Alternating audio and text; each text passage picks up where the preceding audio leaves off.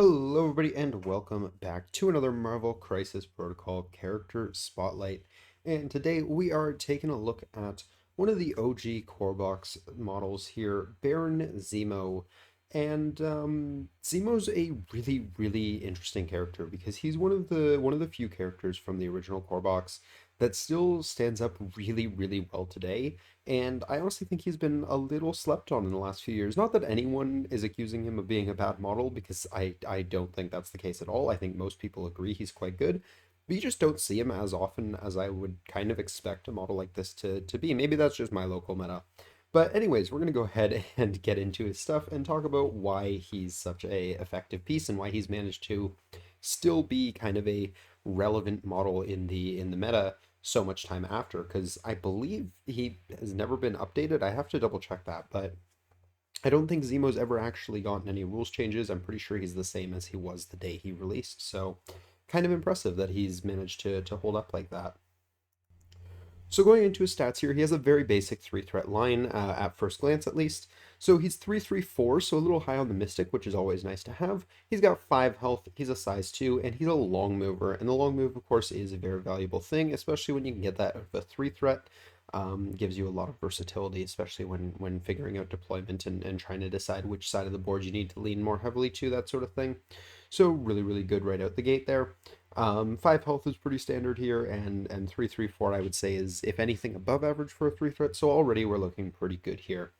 Then we go into his attacks, and his attacks are nothing too special at first glance. The first one he has is Sword Strike. This is a physical attack. As a matter of fact, they're both physical. That is all he is capable of doing. But the first one is just a basic Sword Strike here. So this is going to be a range 2, 5 dicer. It's going to build power equal to the damage dealt, and it has a wild bleed. So that's a very standard builder. Lots of models kind of have very similar things. Nothing too fancy about it. We're going to go into his next ability, which is his Spender here. So this is going to be 2-cost Spender, so it's a very cheap Spender. It's throwing 6 dice, so only one more than his builder. And it's range 3, so he can do it from a little bit further away. But as we mentioned, with that long move, he's going to be pretty good at being where he wants to be anyways a lot of the time. But still really nice to have the option, especially when considering what it does, which is after the attack is resolved, he gets a medium advance. So if he only has the power to do the Steel Rush, he can use that to get in range of a Sword Strike, which can be really useful, and you're throwing an extra die, so I mean, a little extra damage here and there never hurt. This attack will also have a wild bleed, so he's relatively okay at handing out bleeds. I mean, they're only 5 and 6 dice attacks, so they're not the most consistent thing in the world, but still, if that's something he can do on every attack he makes, then it's bound to happen eventually. So now we're going to go into his superpowers here, and the first one he has is Charge. This is a 2-cost, and we've seen this a million times. He's just going to make a move action followed by an attack action. On a long mover, this is exceptionally good. And with something like Steel Rush, you can kind of combine this into, I mean, you get to do your long move, then make a range 3 attack, and then make a medium advance after that. So you can get some serious distance out of this model in very few actions, because I mean, that would all be one action there. Of course, it costs you 4 power, because you still have to pay for the spender on top of that. But honestly, that's not that expensive. So yeah, that's quite good. Next, we get into his first defensive ability here. This is Counter Strike.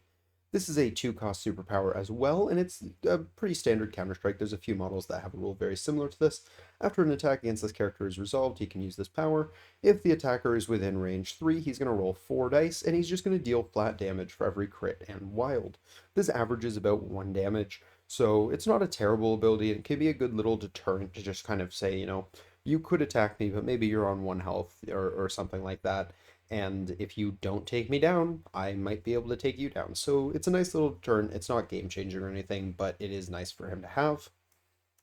His next 2 abilities, though, are where Baron Zemo gets really interesting. So the first one here is Master Swordsman. This is a 2-cost reactive, and this one can be used at 2 different points. So when he is the target of a physical attack, or when he targets a character with a physical attack, he may use this superpower. If the enemy character is within range 2, so do note that's a little bit of an anti-synergy with his own spender. He does have to already be within range 2, so while you are allowed to use this on the spender, a lot of the times that just means you're doing it for the extra die. But anyways, this character may reroll any number of its attack or defense dice, which is really, really good as offensive tech, but also it's relatively solid defensive tech. I mean, obviously, rerolling attack dice has higher chance of rerolling into success than defense dice, just because there are more successful attacks than there are successful blocks. But as defensive tech, it works pretty well as well if you're playing against other models that similarly want to get up close and do physical attacks. So defensively, it's very limited, but still very good when in the right situation. But offensively, this is really, really good. Turning a five dicer builder into full rerolls is insanely good for dice consistency, and because it's a builder, you can gain a lot of power out of that, and it costs the same amount as his spender.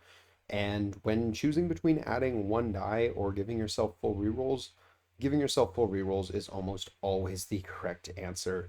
So Zemo can hit like an absolute truck, and this is pushed even further by his final ability here, which is Strategic Genius. This one's just a passive, and it says this character and allied characters within range 2 may reroll one die in their attack or defense rolls. So this is really, really good. This is going to stack with Master Swordsman because you can do your full reroll, and then anything that hasn't converted, you can pick one more and reroll that again. So that's really, really good. And then also gives you a defensive reroll, which is also quite nice. I mean, it takes that 3-3-4 stat line, and again, Master Swordsman's a little bit more niche when you get to use it, but when you do, it does make you really good on the physical side. But this applies to all of them. This applies to, energy attacks, which kind of become his worst side here. So that's quite good. I mean, three dice with a reroll, it's not particularly impressive, but as far as defensive tech goes, it's definitely a solid piece of defensive tech to have. And the fact that it's an aura helps even more because he can kind of support his other allies if he has allies that would really appreciate defensive tech, especially if he has allies that do things like, I don't know, count blanks or something like that. That could be really, really useful. So yeah, it's a solid extra ability that really adds a lot of value to him. He's not just a model that's going to go in and kill stuff, but he's also going to be supporting some of your other models, and it's contributing to his own bulkiness a little bit. So that's really good. Looking at his flip side here, nothing really changes for Zemo that I know of, at least. So I think he's pretty much the exact same as he is on the front, and yeah, there's not much more to say about that part. So taking a look at the affiliations, Zemo is a part of two affiliations here. He's a part of Cabal and he is a part of Hydra. So real quick, we're going to take a look at Cabal here and just talk about some of the leaders and his potential synergies with them. So first of all, let's talk about the new hotness, Red Skull 3, Master of the World. This leadership, if you're not aware, is basically Reality Stone on a stick. So once per turn, you can turn one of your skulls into a crit, and then after the attack is resolved, I believe you have to pay or you lose a power, but if you don't have power to lose, you take a damage instead. So I think this is quite good for him. Models with rerolls really appreciate being able to add extra dice into their roll, so from crits and things like that. So when Zemo's doing his full reroll tech, this can really turn it up to 11. So that can be really, really good. He's a lot of the times wanting to do this on his builder anyways, so he's going to be gaining power, so he's not really going to be suffering the drawback too much, other than the fact that he's going to lose a power, but if you're expecting him to do damage anyways, you're gaining that power back from just using the ability. So it's going to go relatively neutral on power. If not, it's going to probably be more in your favor because that crit obviously could explode into better things. So I think he really, really appreciates Red Skull 3's leadership. I think it's really, really good for him, and it really pushes his damage output up to 11, which is really good on a model that already hit like a truck. So that's one that's really, really good for him. Looking at some of the other leaders, Sin, for example, here, I mean, he can have some value out of this just because of his ability to move around the board very quickly can help him get some extra value out of the moving within range 2 of enemy characters to make them drop their tokens.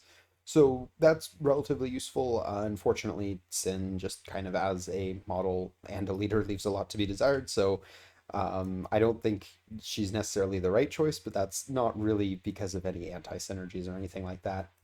Looking at Red Skull 1, the Masters of Evil leadership here, this one's pretty simple. You gain an extra power after an attack is resolved where you damage an enemy character.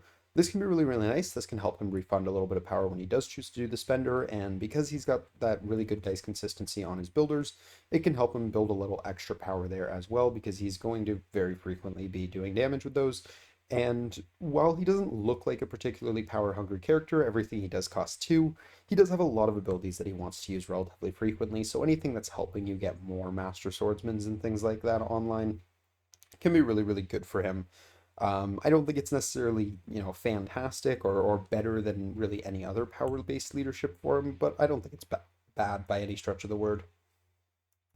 Lastly, we're going to talk about the Dark Council here for Malekith, and the Dark Council I think is a really solid leadership for him. He's a super murdery model, so he's going to be trying to trigger that leadership fairly often. It kind of already fits into his game plan. And I mean, removing damage, gaining power, and advancing is fantastic for this model. I mean, because of all the ways he can get rerolls and things like that, he can be very durable when he wants to be, so that can be really useful. Healing and gaining power, or rather, gaining power is all obviously also useful for the reasons we just mentioned with Red Skull 1. So yeah, I think he's quite good there. And to top that off, Malekith being a 7 threat means you can be a little tight for space, but Baron's only a 3 threat, so that's pretty solid for him. Taking a look at some of the other Cabal affiliated members, I mean, Zemo's a very self-sufficient model. He's capable of supporting himself for the most part very, very well, but there are a few things that can kind of line him up. Stuff like playing a deception from a Mystique can definitely help him kind of pick his targets without having to do extra work to get in, especially in terms of being able to attack turn 1, because Zemo loves being able to do that, so something like Mystique to kind of deception in targets can be really, really useful, but just generally across the board, models that kind of appreciate Zemo are models that are able to keep up with them. So, you know, one of the big things with that reroll aura is that it is only range 2.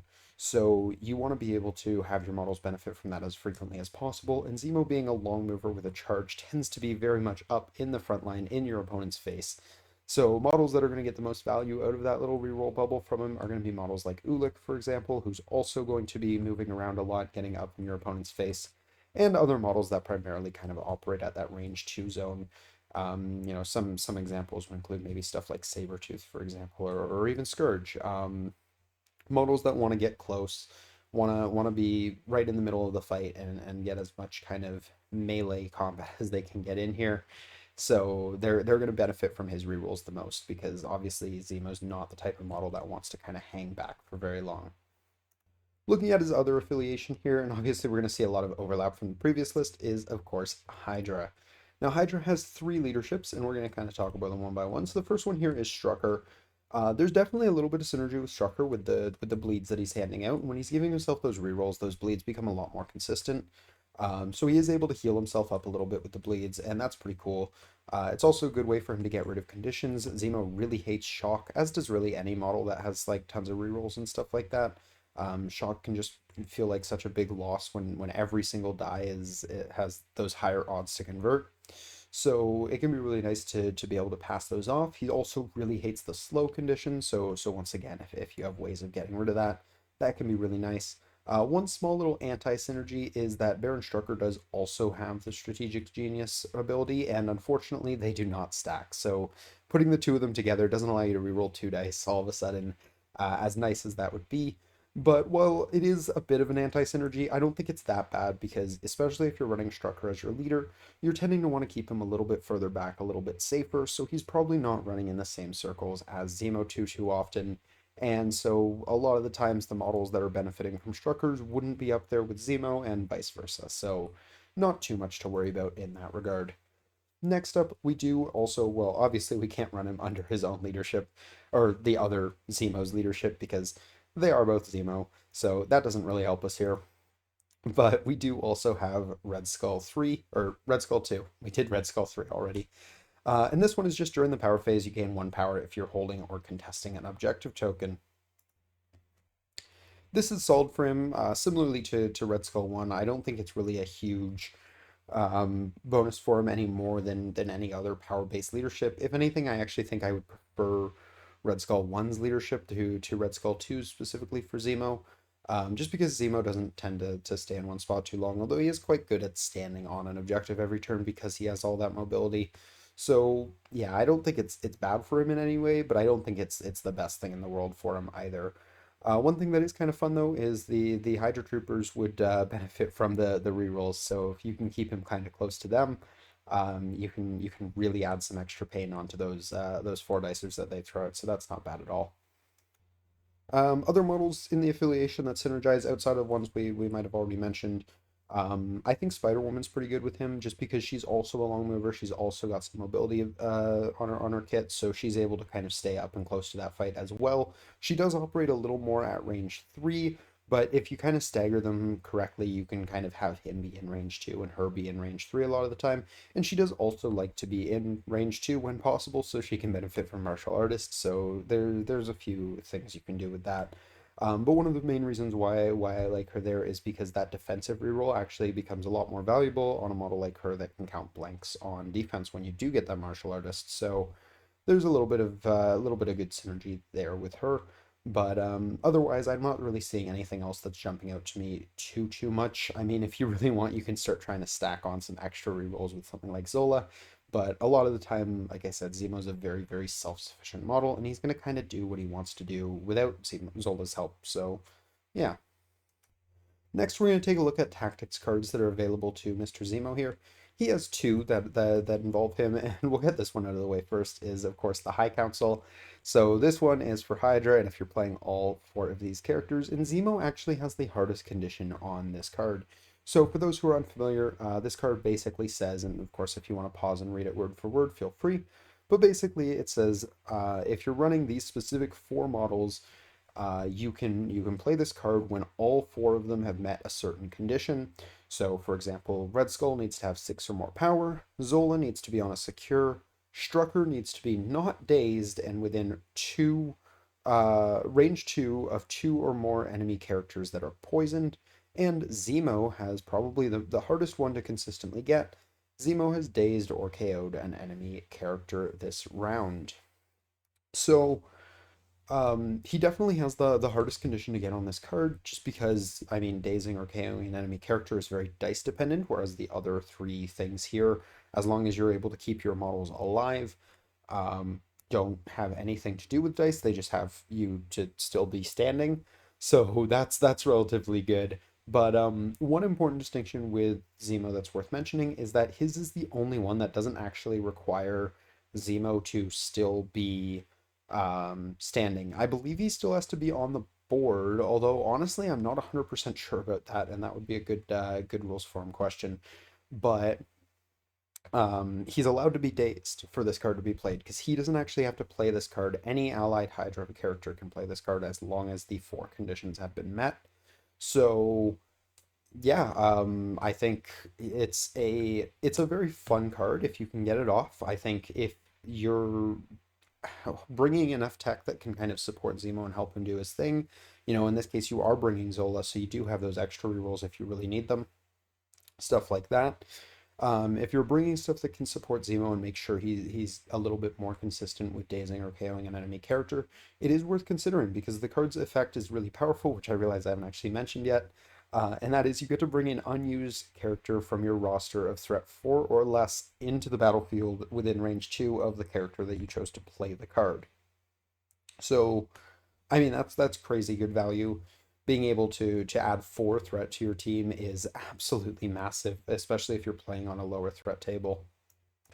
Not to mention, a lot of these characters are just solid models in Hydra, and since all of them use their real name instead of their specific versions of the characters, you can kind of pick and choose which ones you want to do. So if you want to do this with, Red Skull 3 and Strucker leadership, then you can do that.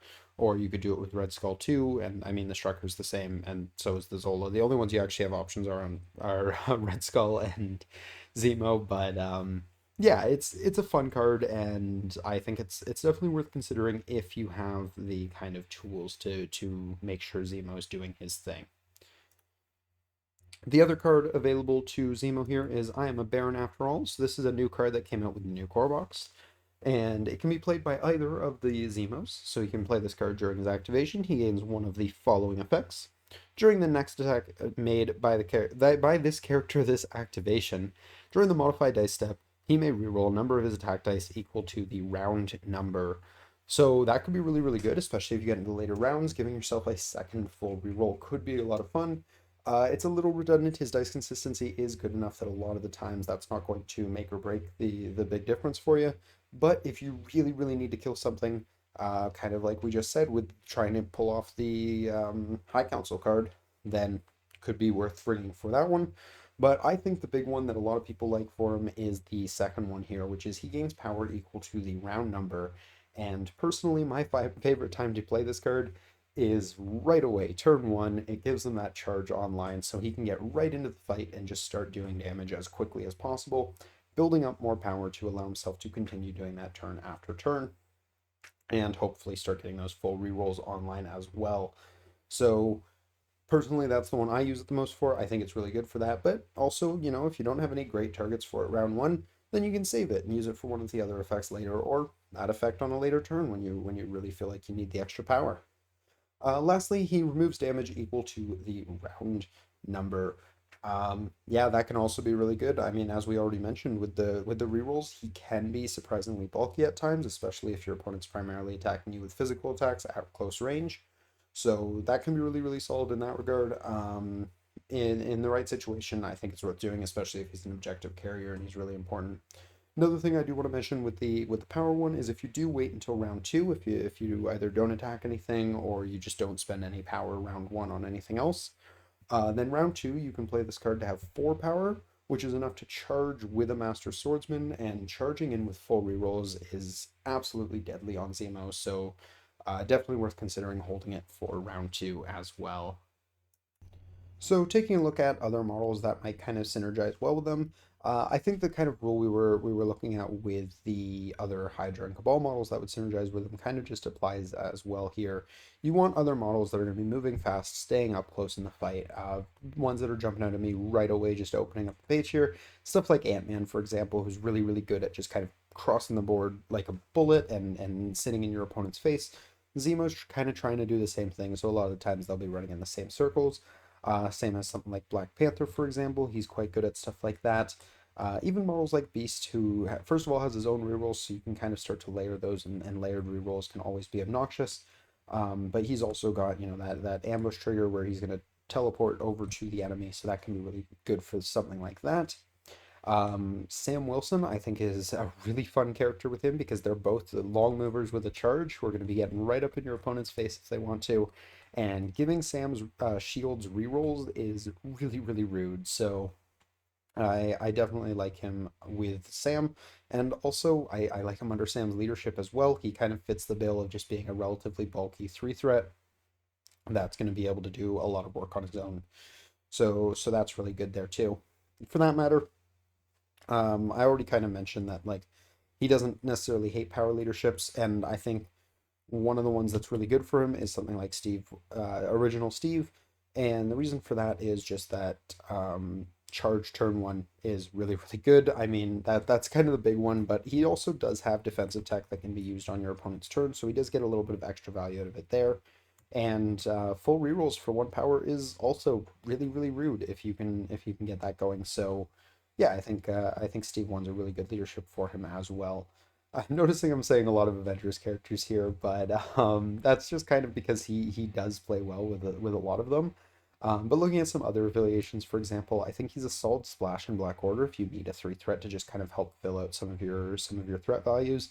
A lot of the Black Order models, especially models like specifically Corvus or Proxima, are going to be getting right up in your opponent's face. So he's going to also be right there, and he's going to give them rerolls, which gives even more consistency again to having stuff like the reality gem on Corvus, and just kind of their entire game plan is just to murder stuff, and he does that really, really well.